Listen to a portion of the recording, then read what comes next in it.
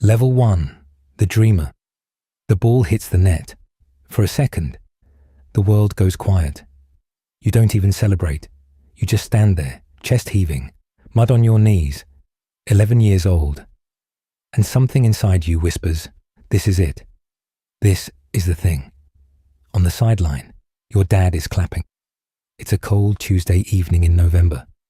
Rain drizzles under flickering floodlights at a tiny local rec ground. None of it matters, because something just clicked inside you. And once it clicks, it never fully unclicks. You start training 3 times a week. Honestly, you train 7 if they let you. At school, you're average. Math, average. Science, average. But on the pitch, you're not average. And slowly, that difference starts to mean everything. Your boots cost £35, but you treat them like they're priceless. You clean them after every session. You stuff them with newspaper so they keep their shape. You read somewhere that professionals do that. And in your head, you are already a professional. You've decided. Nobody has told you the odds yet. Or maybe they did, and you just didn't hear it. Either way, it doesn't land. Because at this level, the dream is still frictionless. You don't know yet that you're 10,000 hours away from discovering what this game will really cost you. The injuries, the sacrifices, the doubt. But right now, none of that exists. Right now, the ball is in the net, the rain is falling, your dad is clapping, and for this one moment, you are everything. Level 2, the Academy Kid. The letter arrives on a Thursday, not junk mail, not another local training camp, a trial, a real one, a Category 1 academy, the kind with a professional gym, video analysis rooms, coaches who've trained players you've only seen on television. For the first time, this dream feels close enough to touch. But on the morning of your first session, you throw up. Right outside the training ground. You wipe your mouth, take a breath, and walk in. You never tell anyone about that part. Inside, the difference is obvious immediately. These kids are good. Way better than the players from your Sunday league. Some of them have been here since they were 7 years old. They know every drill. They know every coach. They know each other. They move like they belong here. Like it's normal. For you. Nothing feels normal. Every session feels like a test. Every touch feels judged. You're not trying to stand out.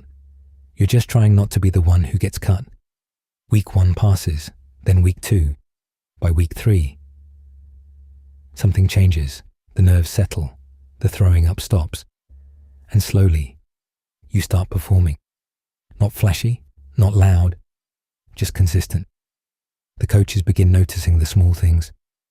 Your first touch under pressure, how quickly you make decisions, the way you scan the field before the ball even reaches you. They never give big compliments. This isn't that kind of place. Instead, they keep picking you, week after week. That's how you know you're doing something right. School changes too. Every Wednesday, you leave class at 2 p.m. for training. Your friends don't really understand why. You stop trying to explain, because little by little, your life is starting to look different from theirs. And you're only 13. Your parents feel it too. Your mum drives 40 minutes to training, then 40 minutes home, twice a week, for 2 years, never complaining once. You won't fully understand what that sacrifice means until much later. Then one afternoon, when you're 14, a coach stops you after training. He looks at you for a moment, then says 5 words.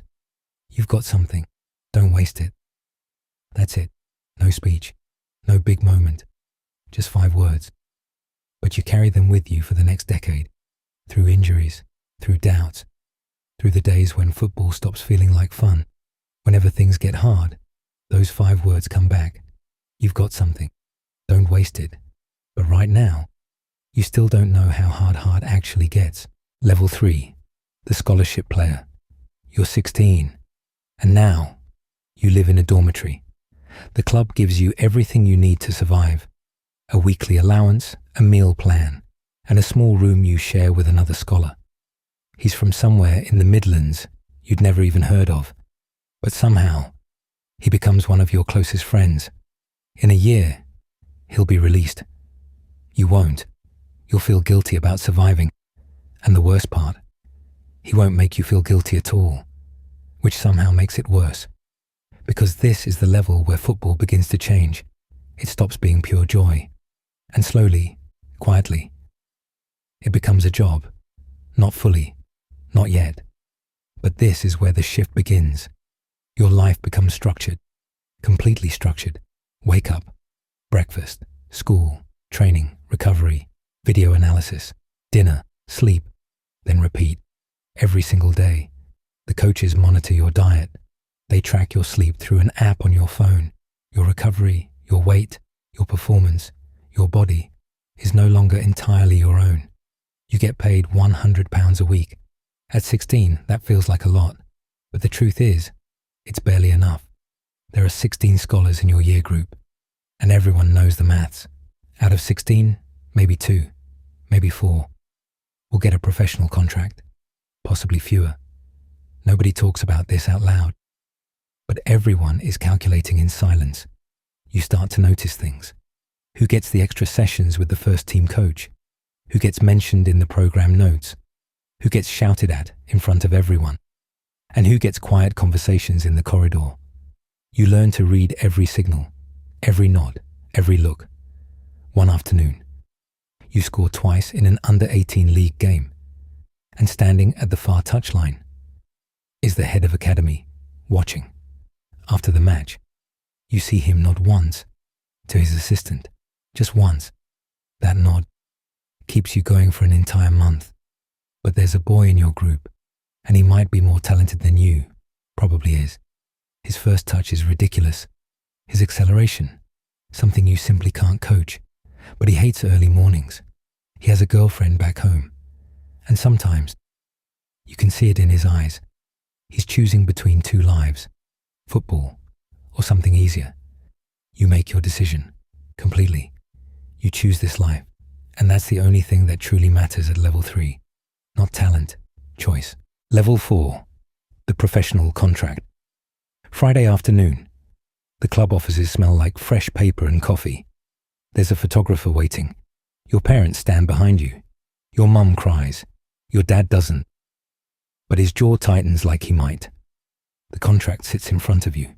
2 years, £1,800 a week. You read every line twice. Not because you're unsure, but because this moment took your whole life to reach. You sign. And just like that, everything changes. Now the real education begins. The first team dressing room feels like another country. Men in here have played in World Cups. Some earn more in a week than your dad earns in a year. There's a hierarchy, invisible to outsiders, but perfectly clear to everyone inside. You learn the rules without anyone saying them. You don't speak first. You don't take someone else's parking spot. You don't sit in the wrong chair at the training table.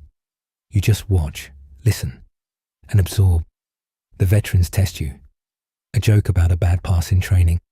A cold look across the room. Silence when you walk in. You don't react. You train harder. You stay quiet. You keep showing up. Slowly. They accept you. Not warmly, not quickly, but they accept you. Your debut arrives in the League Cup. 63rd minute. You come off the bench with your heart pounding. You touch the ball for maybe 40 seconds. The crowd doesn't know your name. That's okay. You know something they don't. This is the beginning. By year 2, you're starting games. By year 2, you understand something important. The manager may lead the team, but the dressing room runs itself. Your first full season clears £90,000. You hire a new agent. He says this is only the start. He takes 10%. You don't argue. You move out of the club dormitory into your own flat. You buy a car that's slightly too expensive. And every month, you quietly send money home. You are not famous. You are not a superstar. But you are a professional footballer. And that means you belong to a category of human being. Millions of people spend their entire lives dreaming about becoming.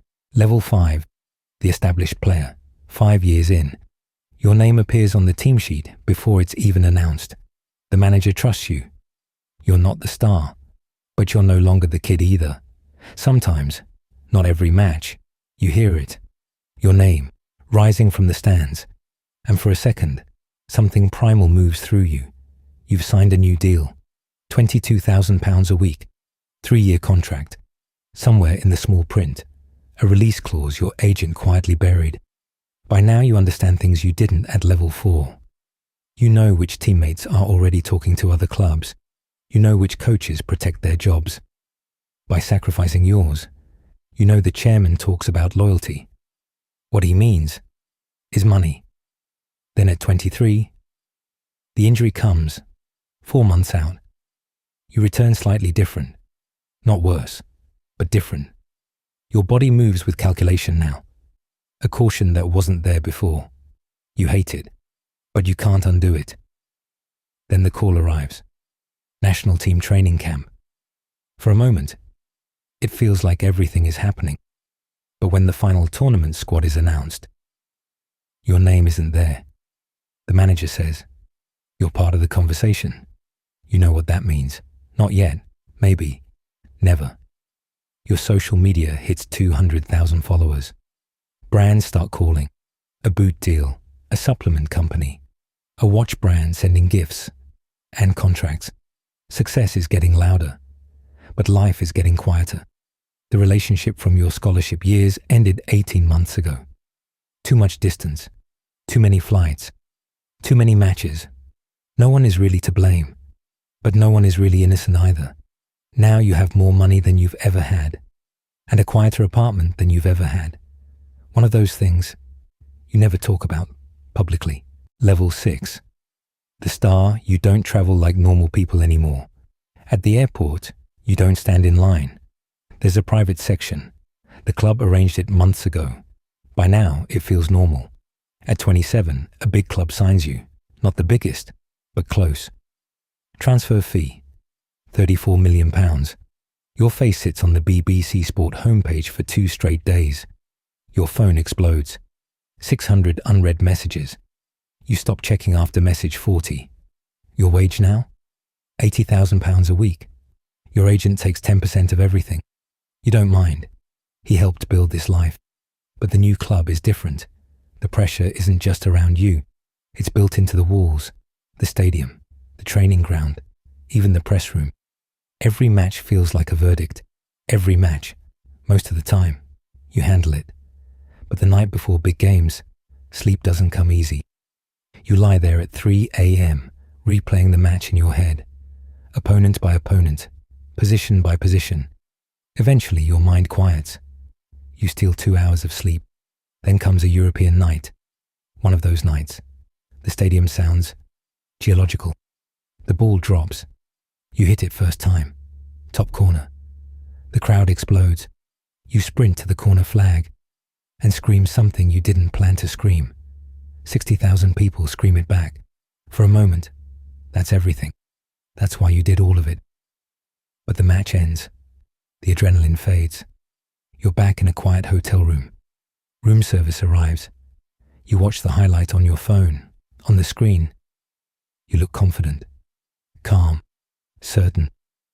But lying in that bed, you feel something more complicated.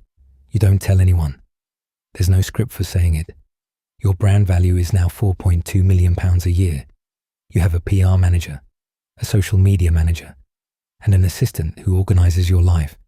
Some days, everything you do is curated. You're not just a footballer anymore. You're a product that also plays football. And those two things aren't exactly the same. Level 7, the elite. You're 29, and you've already won. League titles, domestic cups, even a European runners-up medal, sitting quietly in a drawer because you don't need to look at it to remember. At this level, the game changes. You don't just play football anymore. Your existence changes it. Transfer markets move because of you. Managers redesign entire systems around your abilities. Journalists write tactical breakdowns, using your positioning as the starting point. The national team manager calls you his most important player in a press conference. You smile, you nod, you talk about the team. But privately, you know exactly who you are. And that knowledge isn't arrogance, it's accuracy. Now you understand what football will take from you before it's finished with you. Your left knee is monitored by 3 specialists every week. Match day anti-inflammatories feel like vitamins. Your sprint speed has dropped slightly, but your positioning and timing have replaced it. No one outside the analytics team can see the difference, but you can. Your inner circle is now 6 people. Your agent, 2 coaches you trust, your brother, and 2 friends from before the money. Everyone else? They get the product. A younger player on your team watches you now, the same way you once watched the veterans. Respect, ambition, distance. You give him less advice than you once hoped to receive. You try not to think about that too much. You earn £7.2 million a year from football, another £4 million from deals. At some point, numbers like that stop feeling real, not because you're ungrateful, because money eventually becomes a scoreboard, not a life. What still feels real? The game. 90 minutes. A stadium breathing with the match. That feeling. The pure aliveness of competition. That part hasn't been taken yet. But level 7 teaches you something important. You can hear the clock now, and it's ticking. Level 8, the legend you retire at 34. Not because you have to. You could easily play another year, maybe 2. Saudi money, MLS sunshine, easy games, easy millions. You've seen that road. You decide not to take it, because your last game has to be real. A full stadium, a real opponent, 90 minutes that still matter. And it is. The retirement press conference is calm, controlled. Every question is predictable. Every answer carefully chosen. After 20 years in front of cameras, you've mastered a rare skill. No one can truly read you anymore. Your face appears on luxury billboards. 3 brand appearances a year. £200,000 each. You own shares in a tech company, 5 houses across 3 countries. And outside the stadium, there's already a statue of you. It looks like you, but not quite. People ask the same question. What does it feel like to be a legend? You smile. You never tell them the real answer, because the truth is strange. Being a legend feels like being remembered for a version of yourself that no longer exists, like a word from a language other people still speak. The money was never the thing, not the trophies, not the statue.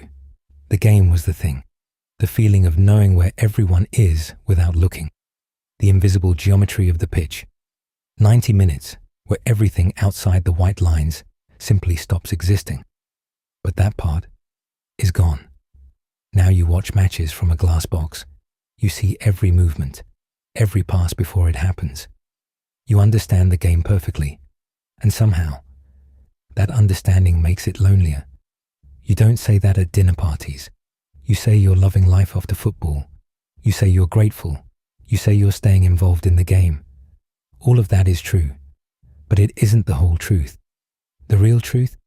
You would trade one of the houses, maybe 2, for one more real game, one more Tuesday night under the lights, one more moment where the ball rolls to your feet and the stadium explodes, where everything is loud, everything is possible, and for 90 minutes, you are not a legend, not a brand, not a statue, just a player, just the game, the cycle somewhere tonight. On a small rec ground in a city you've never seen, under flickering floodlights, with cold November rain cutting through the air. An 11-year-old strikes a football. For a second, everything goes quiet. The ball hits the net. He stops, chest rising, breath heavy, mud stuck to his knees. He doesn't run. He doesn't scream. He just stands there, staring at the goal, because something inside him feels important, even if he can't explain it. On the touchline, his dad starts clapping, proud, loud enough for the boy to hear through the rain. The boy thinks he understands what just happened, what the goal means, where this moment leads, what the future looks like, but he doesn't. Not yet, because this is only the beginning of the cycle.